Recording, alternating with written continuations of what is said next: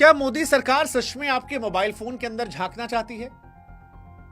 क्या संचार साथी ऐप इंस्टॉल करवाने के बहाने सरकार यह जानना चाहती है कि आप किससे बात करते हैं, किससे चैट करते हैं, क्या चैट करते हैं, कौन आपके फोन पर फोन करता है, कौन सा ओटीपी आता है, आधी रात को किससे बात करते हैं, वो कौन सी फोटो है जो आपने मोबाइल में छिपा रखी है?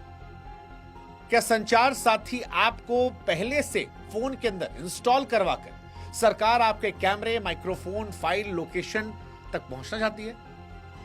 या फिर जो सरकार कह रही है कि एक सुरक्षा टूल है, या वो बात जो विपक्ष कह रहा है कि अब मोदी जी की टीम आपके फोन में एक सरकारी चौकीदार बैठाने वाली है? जनता कंफ्यूज है कि सरकार की बात सुनकर इस बात को माने कि साइबर फ्रॉड रोकने की दिशा में यह बड़ा कदम है, या 140 करोड़ लोगों की जिंदगी पर अब नए दौर में नजर रखने की एक धीमी शुरुआत।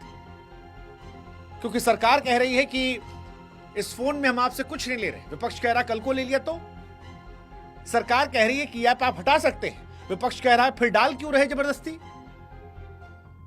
सवाल यह है कि आपके फोन में संचार साथी का होना आपकी निजता का दरवाजा सरकार के हाथ में सौंप देने जैसा है, या विपक्ष जो है इसे बढ़ा चढ़ाकर पेश कर रहा है? सवाल यह भी कि आपके मोबाइल फोन में पहले से बहुत सारे ऐप हैं, वो ऐप जिनको इंस्टॉल करने के बाद आपने बहुत सारी परमिशन दे रखी है, तो फिर संचार साथी ऐप में हम और आप इतना घबरा क्यों रहे?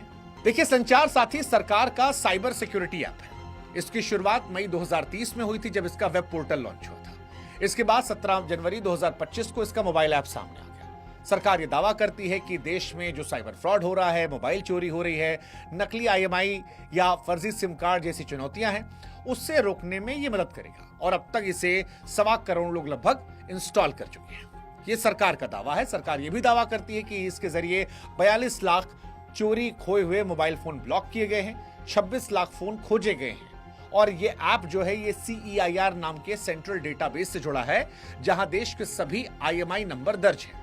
यानी आपका फोन चोरी हुआ तो कहीं भी चालू होगा, उसे ट्रैक कर सकते हैं। इस ऐप के जरिए मोबाइल खोने की आप रिपोर्ट कर सकते हैं, IMI चेक कर सकते हैं, फोन असली नकली चेक कर सकते हैं, आपके नंबर पर कितने ID हैं वो चेक कर सकते हैं, और संदिग्ध कॉल मैसेज की रिपोर्ट कर सकते हैं। ये इसकी सुविधा वाली बात है। अब सवाल ये कि जब इतने सारे फीचर्स हैं इसमें, तो फिर बवाल कहां पर हुआ? तो बवाल वहां पर हुआ जहां पर 1 दिसंबर 2025 को सरकार ने घोषणा की कि आज से जितने भी नए स्मार्टफोन आएंगे उसमें यह ऐप प्री इंस्टॉल रहेगा। किसी भी कंपनी को 90 दिन के भीतर इसे लागू करना होगा, और यहीं से विवाद शुरू।